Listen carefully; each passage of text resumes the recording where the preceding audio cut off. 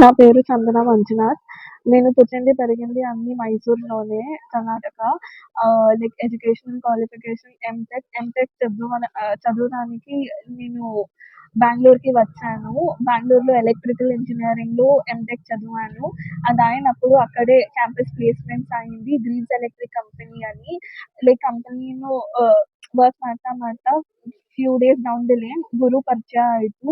So ಆ ಪರಿಚಯ like friendship ಇಂದ ಲವ್ ಇದಾಯಿತು. ಇದಾದ್ಮೇಲೆ ಗುರು ಲೈಕ್ ತುಂಬಾನೇ చాలా ప్రామిసెస్ ఇచ్చింది.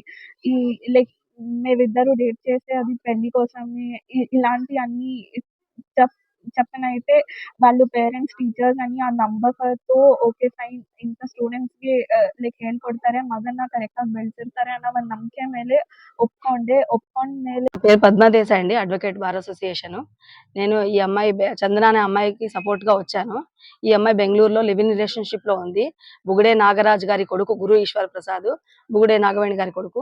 సో ఈ అమ్మాయి ఒక వారం నుంచి ఇక్కడ పోరాటం జరుగుతోంది.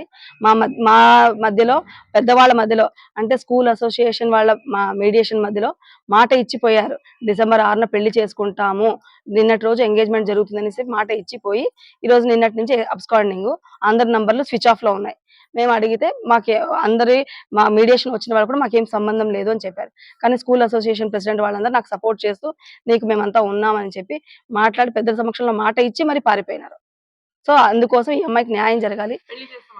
పెళ్లి చేస్తామని డిసెంబర్ 6న పెళ్లి చేస్తామని ఒప్పుకొని పోయినారు వాళ్ళు. డిసెంబర్ 6న మాట్లాడి, ఆ అమ్మాయి ఇన్ని రోజుల నుంచి వాళ్ళ ఇంట్లోనే ఉంది.